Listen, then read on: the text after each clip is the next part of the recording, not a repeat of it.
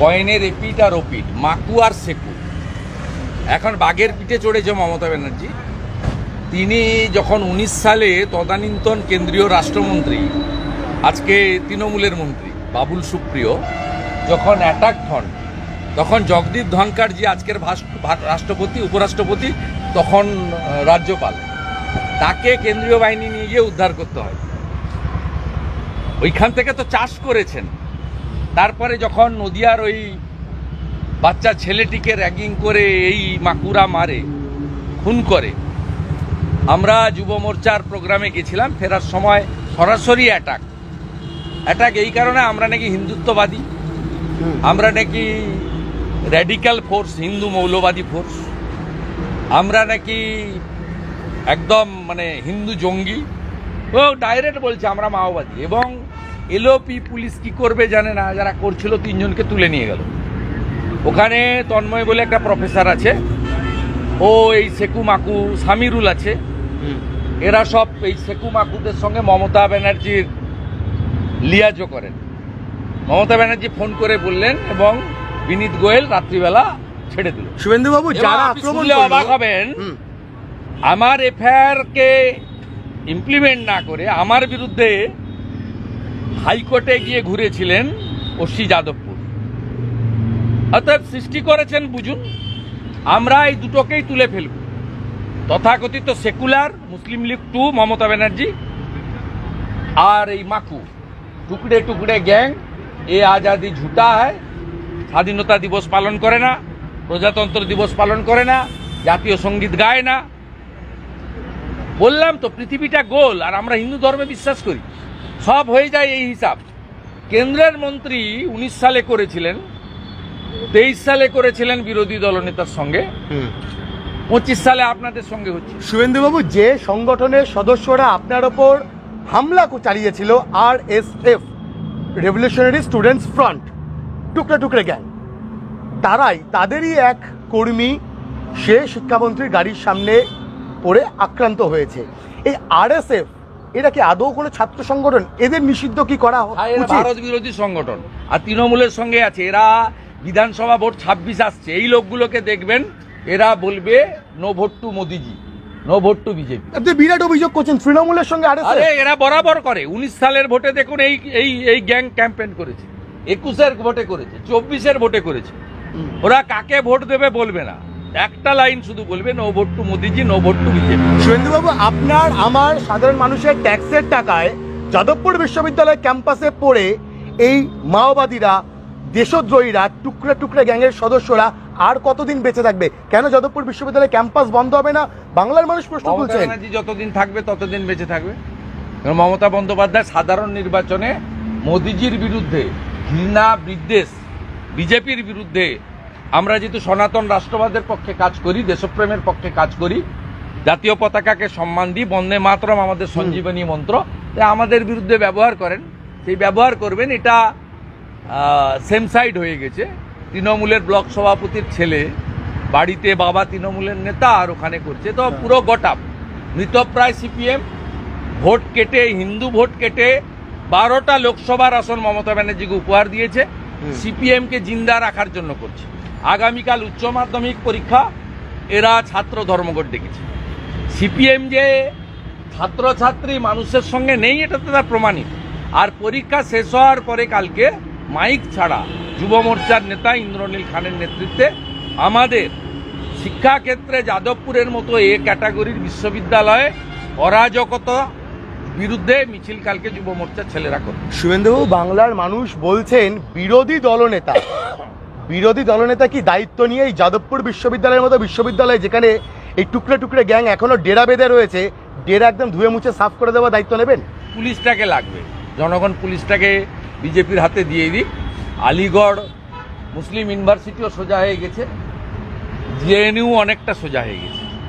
এটা করতেও বেশিক্ষণ লাগবে না।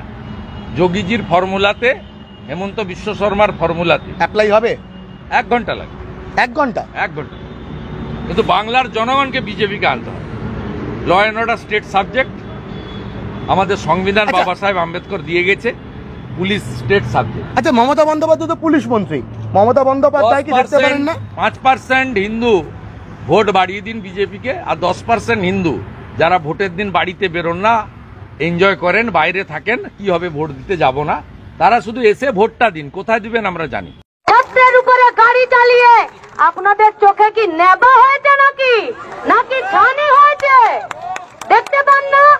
আরে কার মাথায় হেলমেট নেই, চোখ তখন ছানা বড় হয়ে যায় পকেটে গান্ধীজি আছে কিনা দেখার জন্য।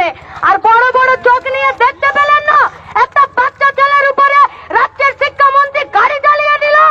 আবার একটা তিনু নেতা বলছে কালকে যে 1 মিনিটে নাকি যাদবপুর দখল করে নিবে, বলেছে না? আরে ওটা একটা ইউনিভার্সিটি, নাম যাদবপুর, ওটা কলা বাগান নয় যে বাঁদরেরা দখল করে নেবে। গণতান্ত্রিকতা, মানবিকতা, নমনীয়তা এবং সরকারের দায়িত্বশীলতা প্রমাণ করে আন্দোলনের মাধ্যম পর্যায়ে কি হবে।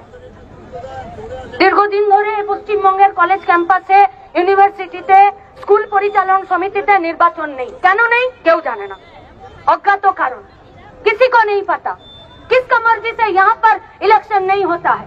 किसका मर्जी से इंटरिम उपाचार्यरा आज के यूनिवर्सिटी को बसे आछे, किसी को पता नहीं। क्यों? जीबी मेंबर में कौन सा दल का कौन सा मंत्री वहाँ पर कुर्सी में अपना पैर हिलाता है, किसी को पता नहीं। वो जवाब দিতে হবে না রাজ্যের শিক্ষামন্ত্রীকে, নাকি তিনি শুধু বলেই খারাপ যে বেশ করেছি নিজের দলের ছেলেপুলেদেরকে চাকরি দিয়েছি? মাগনা নাকি বানের চলে এসেছে চাকরিগুলো? দিন রাত তৃণমূলের দলের ছেলেপুলেদেরকে চাকরি কেউ মানা করেছে কি? কিন্তু তার আগে তো দুটো শব্দ বসাতে হবে যে বেশ করেছি নিজের দলের ছেলেপুলেদেরকে চাকরি দিয়েছি, যোগ্যতার নিরিখে চাকরি দিয়েছি। প্যান্টের পিছনটা হলুদ হয়ে যাচ্ছে, যোগ্যতার নিরিখে শব্দটা বলতে পারছে না এ রাজ্যের সরকার। ছাত্ররা দাবি জানাতেই পারে যে নির্বাচন চাই, ছাত্ররা দাবি জানাতেই পারে কলেজ ক্যাম্পাসে গণতন্ত্র চাই, ছাত্ররা বলতেই পারে যে আমাদের পঠন পাঠনের ব্যবস্থা তার উন্নতিকরণ ঘটাতে হবে, ছাত্ররা বলতেই পারে যে পশ্চিমবঙ্গে, ভারতবর্ষে যে লেখাপড়ার খরচ বাড়ছে সেই খরচ কমানোর জন্য কলেজ ক্যাম্পাসগুলোতে নির্বাচন, আর সেখানে ছাত্রদের প্রতিনিধি তারা সেখানে কথা বলবে। এখানে অন্যায় কোথায়? কোথায় অন্যায় এখানে? কেন এই কথা রাজ্যের শিক্ষামন্ত্রী শুনতে চাইলেন না?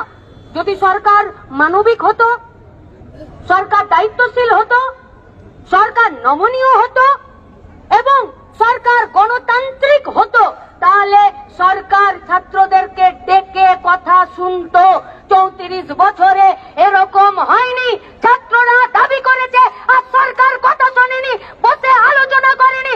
চাকরি চাইতে গেলে মইদুল আর নির্বাচন চাইতে গেলে ইন্দ্রানুজ, এটা পশ্চিমবঙ্গের ভবিতব্য হতে পারে না। তার জন্যই লড়াই, গণতান্ত্রিক লড়াই। নির্বাচন চেয়েছে ছাত্ররা, এর বেশি কিছু চাইনি। আপনারা ফ্যাসিস্টিক কায়দায় সরকার চালাচ্ছেন, কোন বিরোধী মতকে আপনারা মান্যতা দিতে জানেন না, কোন বিরোধী মতকে আপনারা শুনতে চান না। ছাত্ররা যদি সেদিনকে অন ক্যামেরাটা আপনার কাছে 1-2 প্রশ্ন করত, আমরা কথা দিচ্ছি প্রাপ্ত বসু নাটকের ডায়লগ ভুলে যেত, তাই বলাতে চেষ্টা করেছে। তাই সামনের ফ্রন্ট সিটে বসে রইলেন আপনি। আপনার লজ্জা করে না? আপনি পারতেন না ড্রাইভারকে বলতে যে গাড়িটা থামাও, বাচ্চাগুলো গাড়ির সামনে আছে, আমি নামি, ওরা কি বলছে শুনি, আমি ওদেরকে একটু কানে হাত রেখে বলি যে তোরা দাঁড়া, বস, চল অফিসে গিয়ে কথা বলি। এই গাছ নেই, নেই গাছ। কেন নেই জানেন তো? কারণ পার্থ মানিকরা সব জেলের ভেতরে বসে আছে, আর সেখানে বকরা কালীঘাট থেকে শুরু করে প্রাপ্ত বছর পকেটে গেছে, তাই এদের সৎ সাহস নেই। চলে গেলেন এসএসকেএমে ভর্তি হতে, কিন্তু দেখুন কত চালাক, স্যালাইন নিল না, কারণ ভুয়ো স্যালাইন। সেলিমদা বলেছেন অপ্রকৃতস্থ অবস্থা, আমরা বলছি যাতে মাতাল তালে ঠিক আছে। কিন্তু আমরা বলতে চাইছি পশ্চিমবঙ্গে গণতন্ত্রকে রক্ষা করতে, কলেজ ক্যাম্পাসে গণতন্ত্রকে রক্ষা করতে, ছাত্র যুব মেহনতি মানুষের দাবিকে সামনে রেখে লড়াই করতে পুলিশকে নিরপেক্ষ ভূমিকা পালন করতে হবে। পুলিশ সেই নিরপেক্ষ ভূমিকা পালন করছে না। তাই আজকে আমরা জমায়েত হয়ে তাই পুলিশকে শুধু তাদের ডিউটি স্মরণ করাতে এসেছি। মানুষের প্রয়োজনে পুলিশ মানুষের প্রয়োজন নিরপেক্ষভাবে মেটাতে না পারলে আগামী দিনে থানা থাকবে কিনা রাজ্যের মানুষ ঠিক করবে।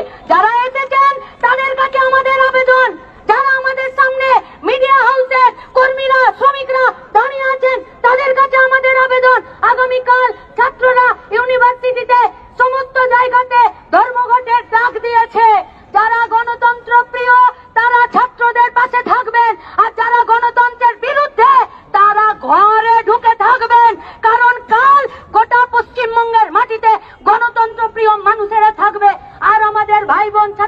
মোদিদের কাছে আমাদের আবেদন, লড়ে যাও বাঘের বাচ্চার মতো, কোন হনুকে ভয় পাবার দরকার নেই। লখিমপুর ঘেরি যাদবপুর হতে দেব না, লড়াই চলবে। সেই লড়াইয়ে সবাইকে সামিল হওয়ার আহ্বান জানিয়ে আমার কথা শেষ করছি। ইনকালাব জিন্দাবাদ।